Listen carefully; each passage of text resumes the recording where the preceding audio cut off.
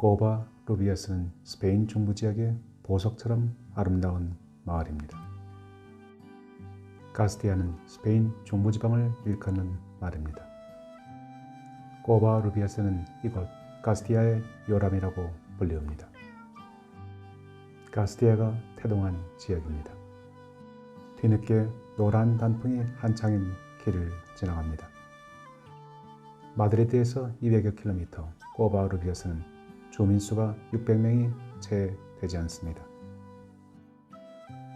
그러나 스페인에서 가장 아름다운 마을 50여 개 중 하나로 꼽히고 있습니다.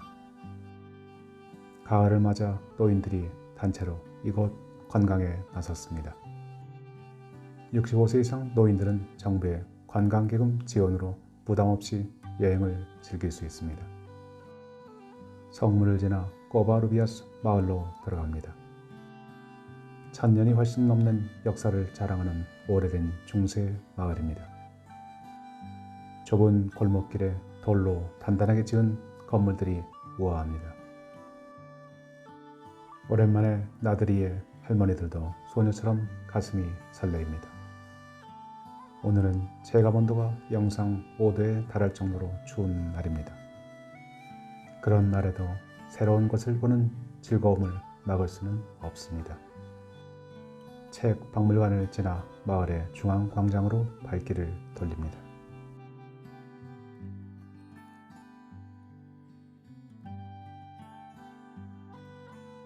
스페인의 예쁜 마을에 뽑힐 정도로 마을이 잘 정돈된 아름다움을 뽐냅니다. 지금 현대 스페인에서 쓰이는 표준어는 바로 이곳 가스티아 지방에서 시작된 언어입니다. 그래서 예전에는 스페인어를 종종 카스텔라노라고 불렀습니다. 그러나 지금은 카스텔라노 대신 에스파뇰로 부릅니다. 닭과 돼지를 파는 정육점 간판이 멋집니다. 모르시아는 우리식의 순대와 같은 소세지입니다. 모르시아를 파는 주인도 멋진 아이디어를 냈습니다. 마을이 온통 조밀조밀 볼 것으로 가득 차 있습니다. 차 대신 마차가 그려진 교통 표지판입니다.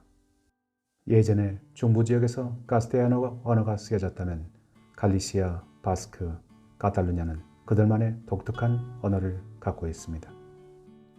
그래서 지금은 각 지방의 언어적 전통을 존중한다는 의미에서 카스티아노 대신 에스파뇰이라는 단어로 스페인어를 부릅니다. 이 마을에는 예전부터 전해 내려오는 전설들이 담겨 있습니다. 높은 감시탑이 있는 성벽은 또레온 데 도냐 우라카라고 불리웁니다. 우리말로는 우라카 공주의 감시탑입니다. 10세기경 이 지역의 영주는 자신의 딸이 레온 왕국의 왕자와 결혼하기를 바랐습니다. 그러나 우라카 공주는 이 마을의 양치기와 사랑을 나누고 있었습니다. 그녀는 레온 왕국의 왕자와 결혼하기를 거부했고 백작은 딸을 이 탑 위에 유폐시켜 버렸습니다. 어느 누구도 백작의 명령을 거부할 수는 없었습니다. 결국 아버지의 설득에 굴복한 공주는 훗날 3번의 결혼을 했습니다. 3번의 결혼은 양치기가 아닌 왕자들과 이루어졌습니다. 레온 왕국과 나바라 왕국의 왕자들이 그의 배필이 되었습니다. 웃어야 될지 울어야 될지 애매모호한 전설입니다. 아마 이런 결말을 기대하지는 않았던 모양입니다. 크리스마스 장식이 예쁘게 창문을 장식하고 있습니다. 이제 며칠 뒤인 11월 25일에는 마드리드 시내에도 크리스마스 트리에 불이 켜집니다. 이제부터 1월 초까지 기나긴 크리스마스 축제 기간의 시작입니다. 거리마다 용서와 화해와 그리고 행복이 가득합니다. 마을을 둘러싸고 있는 성벽 밖으로 나가봅니다. 높고 튼튼한 성벽이 아늑함을 선사합니다. 그러나 지금은 아주 일부 부분만 남아 있습니다. 15세기 초 이 마을에는 역병이 돌았습니다. 당시 역병 처리를 맡았던 주치의는 왕에게 다음과 같이 제안하였습니다. 마을의 외부 공기가 통해야만 마을 사람들이 병에서 벗어납니다. 수백 년 동안 마을을 지켜오던 성벽의 상당 부분이 이렇게 무너졌습니다. 쓸데없이 과학적이면서도 비합리적인 의사 한 명이 이 마을에 큰 자산을 날려보냈습니다. 훗날 어느 의사가 또다시 남은 성벽을 허물기 전에 미리미리 봐두어야 할 것 같습니다. 성벽 끝에는 크리스티나 공주의 동상이 서 있고 그리고 수도원이 자리 잡고 있습니다. 크리스티나 공주는 노르웨이 왕가 출신입니다. 그녀는 1258년 스페인에 도착했습니다. 그리고 당시 이 지역을 지배하던 알폰소 10세의 동생과 결혼했습니다. 당시 그녀의 나이는 28살, 그리고 세비야 대주교로 일하던 왕자의 나이는 26이었습니다. 세기의 결혼식이었습니다. 그러나 그녀는 길고 더운 세비야의 기후를 버티지 못했습니다. 그녀는 추운 노르웨이를 그리워했습니다. 결혼생활 4년 만인 1262년 그녀는 바이러스성 수막염으로 숨졌습니다. 슬픔에 겨운 왕자는 그녀의 시신을 이곳 수도원에 안치했습니다. 생전에 그녀의 소원은 단 하나였습니다. 그녀는 다시 돌아갈 수 없는 고향 노르웨이를 그리면서 이곳에 올라프 성인의 성당을 건립해 주기를 원했습니다. 왕자는 그녀의 소원을 지켜주겠노라고 약속했습니다. 그녀가 세상을 떠난 지 얼마 되지 않아 왕자마저 세상을 떠났습니다. 그녀의 이야기는 조금씩 잊혀져 갔습니다. 입에서 입으로 전해지는 전설 속의 이야기로 쓰러져 갔습니다.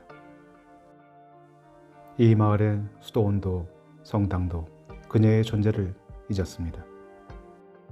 그러던 어느 날 1952년 놀라운 일이 발생했습니다. 이 수도원을 복원하기 위해서 공사를 하던 도중에 그녀의 관이 발견된 것입니다. 관 속에 누워있던 이는 금발에 키가 170cm나 되는 여인이었습니다. 700년간 잊혀져 있던 크리스티나 공주의 존재가 다시 20세기에 드러나는 순간이었습니다. 1257년 알폰소 10세는 당시 신성 로마 제국의 황제가 되는 꿈을 갖고 있었습니다. 그는 이를 위해 북부 지역의 맹주인 노르웨이의 도움을 필요로 했습니다. 알폰소 10세의 첫 번째 부인은 아이를 낳지 못했습니다. 크리스티나 공주의 결혼 상대는 다름 아닌 알폰소 10세였습니다. 오바루비아스는 공예 마을입니다. 거리 곳곳에 놓인 휴지통마저도 예술성을 담고 있습니다. 휴지통은 마을의 주택을 모티브로 한 작품입니다. 이곳에서는 멋진 금속 공예와 토기, 세라믹, 그리고 가죽 공예를 볼 수 있습니다. 토산품을 파는 곳에 사람들이 모여 있습니다. 스페인 어느 마을이나 독특한 자기만의 문화와 혼이 담긴 상품들을 팔고 있습니다.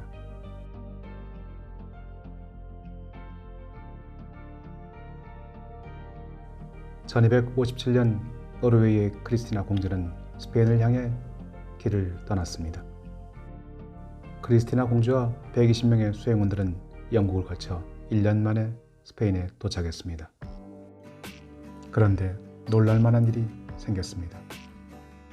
그 사이 알폰소 10세의 왕비는 사내 아이를 낳았습니다. 알폰소 10세는 더 이상 크리스티나 공주와 결혼할 마음이 없었습니다. 고민에 빠진 알폰소 10세는 크리스티나 공주에게 자신의 동생들 중에서 배피를 선택하도록 요청했습니다. 그녀는 알폰소 10세의 세 번째 동생인 펠리페 왕자를 선택했습니다. 21살 때부터 세비야의 대주교로 봉직하던 펠리페 왕자 역시 첫눈에 크리스티나 공주에게 반했습니다. 두 사람은 1258년 결혼식을 올렸지만 그들의 결혼은 4년을 남기지 못했습니다. 그리고 그녀가 염원했던 올라프 성인의 성당도 완성되지 못했습니다. 700여 년의 세월이 흘러갔습니다. 2000년대 들어 마침내 크리스티나 공주 재단이 생겨났습니다. 그리고 2011년 마침내 이 마을에 올라프 성인의 성당이 세워졌습니다. 노르웨이 바이킹을 연상시키는 성당 건물은 마을 일각 2km 지점에 서 있습니다. 나무와 철로 만든 현대적인 성당입니다. 중세시대 머나먼 나라로 시집와서 자신의 꿈을 펼쳐보지 못한 노르웨이 공주의 꿈이 마침내 750년 만에 이 땅에서 이루어졌습니다. 역사가 전설이 되고 다시 역사가 된 순간입니다. 아를란다 강의 가을이 왔습니다. 산 파블로 다리 위에서 바라보는 마을 전경이 아름답기 그지없습니다. 다리 한켠에 예쁜 공방이 자리 잡고 있습니다. 1000년을 훌쩍 넘긴 다리 옆에서 오늘도 예술론이 피어나고 있습니다. 길가에 무심한 듯 작품들이 자리 잡고 있습니다.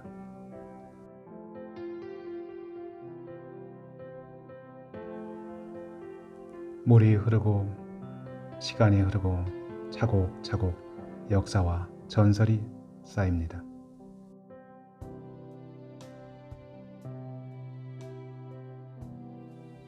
어느 곳을 찍어도 그림입니다. 그리고 어느 곳을 둘러봐도 작품입니다. 꼬바루비아스에는 2명의 공주가 있었습니다. 우라카 공주는 성체에 갇혔지만 훗날 3명의 왕국의 왕비가 되었습니다. 그리고 노르웨이에서 온 크리스티나 공주는 수백 년 만에 그녀의 꿈을 이루었습니다. 노란 단풍 사이로 푸른 물이 흘러갑니다. 티끌 하나 없는 흰 구름과 푸른 하늘, 가을이 깊어갑니다.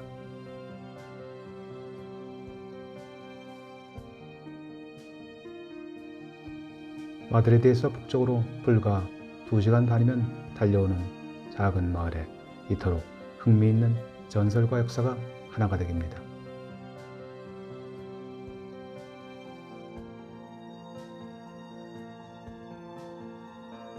추운 날 이곳을 찾은 보람이 있습니다.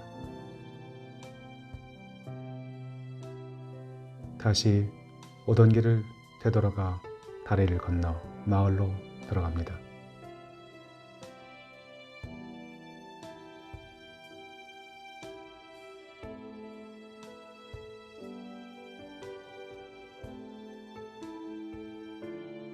며칠쯤 머무르면서 천천히 둘레를 돌아봐도 좋을 듯한 멋진 마을입니다.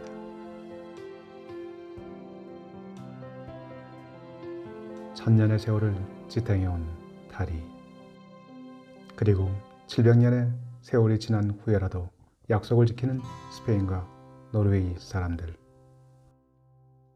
유럽의 역사적 유적이 이토록 잘 보존된 이유입니다. 스페인에서 가장 예쁜 마을 중 하나로 선정되었다는 표지판이 있습니다. 그리고 산티아고 순례길을 가리키는 길 표지판도 보입니다.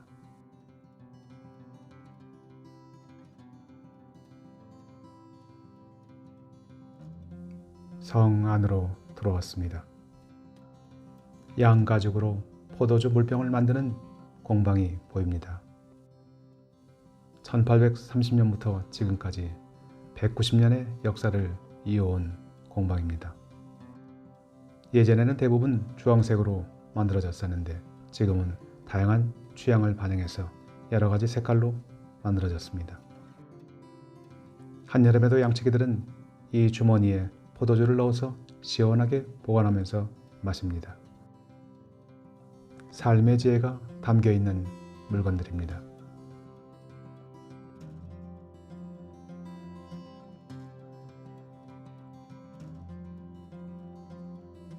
집과 교회를 건설한 돌들이 아름답습니다.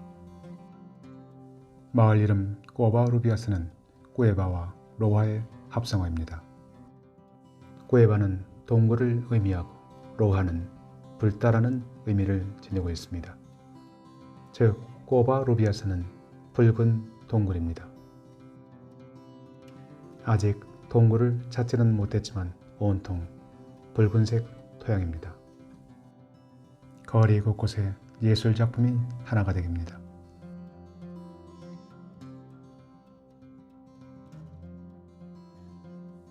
편지함은 이 마을의 주택을 모티브로 만들어졌습니다.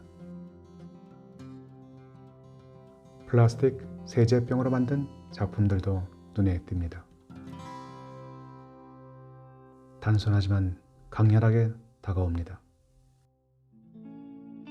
이제 점심시간, 사람들이 모여들기 시작합니다. 광장 한켠에 카페가 있습니다. 카페를 운영하던 이가 아버지와 어머니, 할아버지와 할머니의 사진을 올려놓았습니다. 오래된 이야기가 여전히 살아있습니다. 빵가게 간판이 하도 예뻐서 찍었습니다. 세라믹으로 멋지게 만든 간판입니다.